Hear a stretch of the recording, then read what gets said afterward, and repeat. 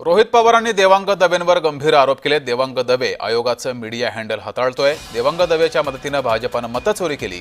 मतदार यादीची माहिती भाजपला आधीच मिळाली होती। रोहित पवार यांनी भाजपासह आयोगावर गंभीर आरोप केले। देवांग दवे ही व्यक्ती कोण आहे तर भाजपचे पदाधिकारी आहेत। मग यांनी काय केलं तर यांनी एक मेथोडॉलॉजीचा वापर केला। किती लोकांना काढायचं, कोणाला काढायचं, कोणाला घालायचं, टोटल कोऑर्डिनेशन कसं करायचं, काय करायचं। इलेक्शन कमिशन ही स्वायत्त संस्था आहे। या स्वायत्त संस्थेचं इंटरनेट नाही तर त्यांची वेबसाईट हे हँडल करण्याची जबाबदारी कोणाला इलेक्शन कमिशन दिली तर ही दवे नावाच्या या व्यक्तीला तिथं दिलेली आहे। इलेक्शन कमिशनच्या वेबसाईटवर काय काय माहिती असते, सगळी माहिती असते।